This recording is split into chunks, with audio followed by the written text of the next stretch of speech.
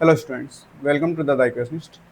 आज हम लोग क्वेश्चन सॉल्व करने जा रहे हैं। नीट 2025 में आया हुआ है ये क्वेश्चन, जिसमें क्वेश्चन कह रहा है two identical charge conducting spheres.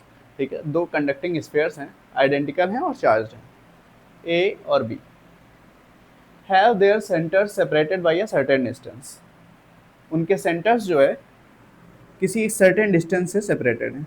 Late ये एक स्फीयर ए है और यहाँ पे एक स्फीयर बी है, आइडेंटिकल हैं और चार्ज हैं और एक सर्टेन डिस्टेंस पे सेपरेटेड हैं। तो वो सर्टेन डिस्टेंस हम मान लेते हैं कि आर है। ठीक है, आर डिस्टेंस पे सेपरेटेड है। आगे क्या कह रहा है question, by a certain distance. ठीक है, charge on each sphere is Q. ठीक है, कैपिटल क्यू है ईच स्फीयर पे चार्ज, तो मैंने यहाँ पे कैपिटल क्यू कर दिया, यहाँ पे कैपिटल क्यू कर दिया। ठीक है, दोनों पे चार्ज भी सेम है, सर्टेन आइडेंटिकल हैं। ठीक है, आइडेंटिकल हैं, बिल्कुल रेडियस भी एक जैसी है। ठीक है, कोई प्रॉब्लम नहीं है इसमें, और सर्टेन डिस्टेंस पे सेपरेटेड हैं। तो हमने ये डिस्टेंस आर ले ली, यहाँ पे ऐसा गिवन नहीं है तो मैंने आर ले लिया यहाँ पे। आगे क्या कह रहा है question, the force of repulsion between them is F. ठीक है, इन दोनों के बीच में जो रिपल्सन फोर्स है वो कितना है, एफ। तो ये मैंने एफ लिख लिया। ठीक है, अच्छा, फोर्स ऑफ रिपल्सन कितना होगा, यहाँ पे दो चार्ज कंडक्टिंग स्फीयर्स हैं और उनके बीच की डिफरेंस डिस्टेंस आर है। तो ये हमारा हो जाएगा K Q into Q by R square. Coulomb's law से यही फोर्स तो होगा, यानी कैपिटल एफ जो हमारा गिवन है वो ये गिवन है। ठीक है, आगे क्वेश्चन में पढ़ते क्या कह रहा है, अ थर्ड आइडेंटिकल अनचार्ज स्फीयर। ठीक है, एक अनचार्ज स्फीयर लिया गया है। ठीक है, आइडेंटिकल है लेकिन उस पर चार्ज नहीं है, बिल्कुल सेम इसी तरीके से, बस चार्ज नहीं है। उस अनचार्ज स्फीयर को क्या किया गया है, is brought in contact with sphere A first. ठीक है, स्फीयर ए इस वाले स्फीयर को साथ में कांटेक्ट में लाया गया है, थर्ड जो स्फीयर है। ठीक है, हमारा अनचार्ज, इसके कांटेक्ट में लाया गया है। फिर क्या किया गया है, देन विद बी, इसके कांटेक्ट में लाने के बाद वो बी के साथ कांटेक्ट में लाया गया है, and finally removed from both. ठीक है, और फिर उसको हटा दिया गया है। अब कह रहा है new force of repulsion between spheres A and B. ठीक है, जो नया फोर्स ऑफ रिपल्सन होगा दोनों के बीच में वो हमें फाइंड करना है। ठीक है, तो देखते हैं ये क्वेश्चन कैसे कर सकते हैं।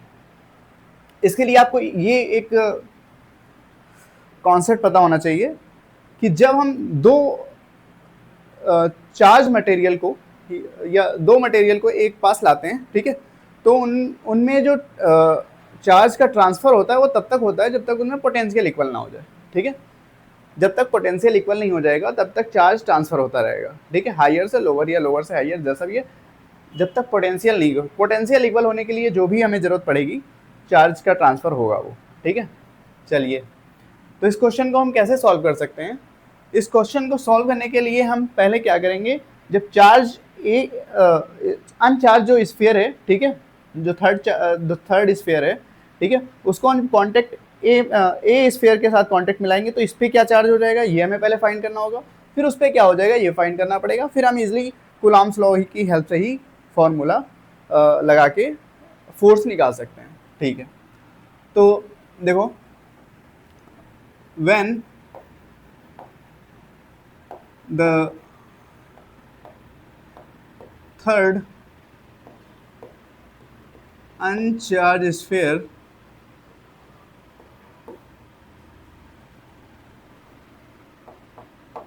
is brought in contact with A,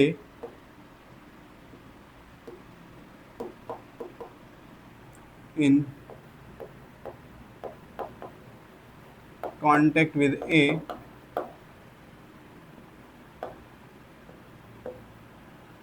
then the charge on the sphere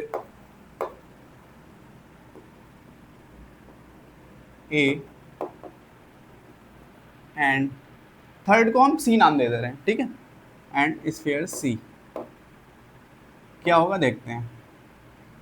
जो स्फीयर ए पे चार्ज होगा, ठीक है, देखो स्टार्टिंग में क्या था, जो क्यू सी था वो 0 था, ठीक है, और जो क्यू ए था वो कितना था, कैपिटल क्यू था, ठीक है। जो थर्ड चार्ज था वो अनचार्ज था तो हमने उस पर 0 ले लिया, और जो फर्स्ट चार्ज था उस पर कैपिटल क्यू चार्ज था, ठीक है, फर्स्ट स्फीयर था उस पर कैपिटल क्यू चार्ज था तो हमने कैपिटल क्यू ले लिया है।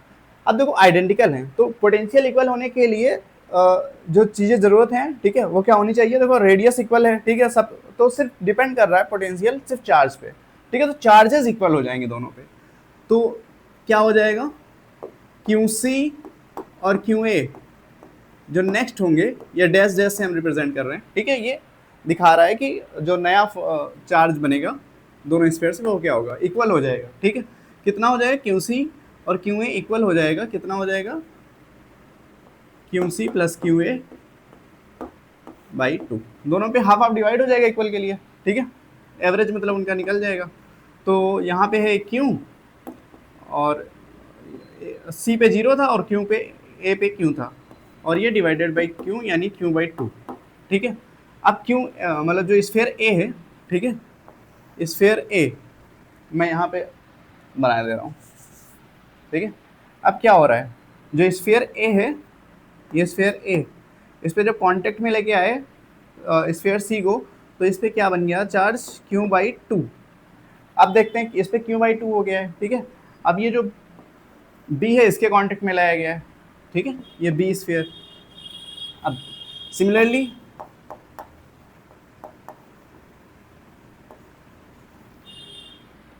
अब जब बी के कांटेक्ट में लाया गया है सी, ठीक है, अब इस पे देखो सी पे चार्ज कितना हो गया था,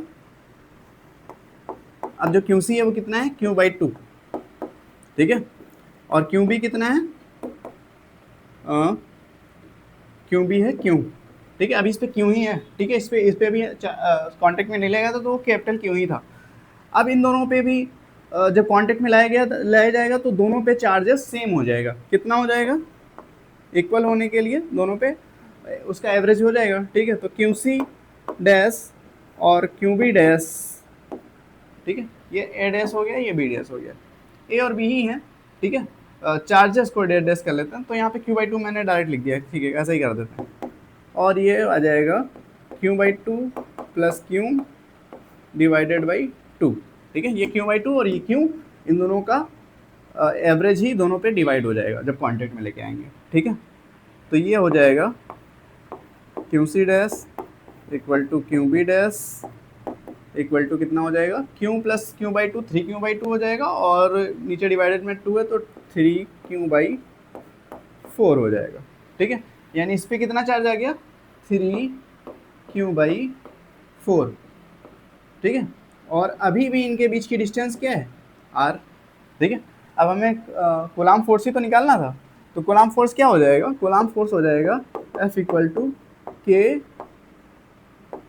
क्यू ए डैश और Q B dash divided by R square, तो ये के और क्यू ए डैश कितना आ गया था, क्यू बाई 2, ठीक है, तो ये मैंने क्यू बाई 2 लिख लिया इंटू क्यू बी डैश, तो 3 क्यू बाई 4 है, तो ये मैंने 3 क्यू बाई 4 लिख दिया, डिवाइडेड बाई क्या था, आर स्क्वायर।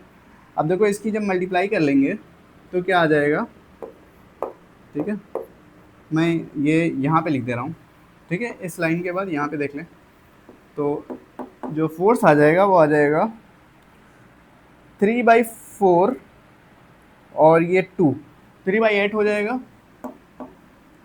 और K Q square by R square, या लिख सकते हैं K Q into Q by R square, ठीक है, ये नया फोर्स है, एफ डैश लिख दे रहे हैं इसको, ठीक है, जो न्यू रिपल्सन फोर्स है वो आया ये। अब ये देखो यहाँ पे एफ, ये इतना है तो एफ था, तो इसको हम एफ लिख सकते हैं, तो जो न्यू रिपल्सन फोर्स होगा वो 3/8 टाइम्स होगा किसका, फर्स्ट वाले रिपल्सन फोर्स का। यही हमारा क्वेश्चन था, ये आपके ऑप्शन में दिया हुआ था, यही आपका आंसर है, ठीक है। क्वेश्चन एक बार फिर से समझ लें, दो आइडेंटिकल स्फीयर थे, ठीक है, चार्ज स्फीयर जिसपे चार्ज कितना था, क्यू क्यू था, ये दोनों ही आर डिस्टेंस से सेपरेटेड थे। अब इसमें सर्टेन डिस्टेंस लिखा था, मैंने आर ले लिया, तो इस पर कूलाम फोर्स क्या हो रहा था, एफ, तो ये एफ हो गया हमारा, ठीक है। अब क्या हुआ है, थर्ड अनचार्ज स्फीयर, पहले हम कांटेक्ट मिलाएं ए के साथ, फिर कांटेक्ट मिलाएं बी के साथ, आप कॉन्टेक्ट में जब ए के साथ लाएंगे तो तब तक चार्जेस ट्रांसफर होगा जब तक पोटेंशियल इक्वल नहीं हो जाता है। अब यहाँ पे क्या हो रहा है, पोटेंशियल इक्वल होने के लिए चार्जेस इक्वल होना पड़ेगा दोनों पे। तो क्यू सी स्टार्टिंग में 0 था, क्यू ए जो था वो क्यू था, तो दोनों पे चार्जेस इक्वल होने के लिए मैंने उसका एवरेज निकाल लिया Q/2। तो Q/2 इस पे आ गया और मतलब ए पे Q/2 हो गया, ठीक है, और सी पे भी Q/2 था। अब सी पे Q/2 था, उसको अब कॉन्टेक्ट में लाए बी के साथ। अब Q/2 और बी पे क्यू था, ठीक है, तो इन दोनों का एवरेज हमने निकाल लिया, 3Q/4 आ गया। तो बी पे कितना आ गया, 3Q/4।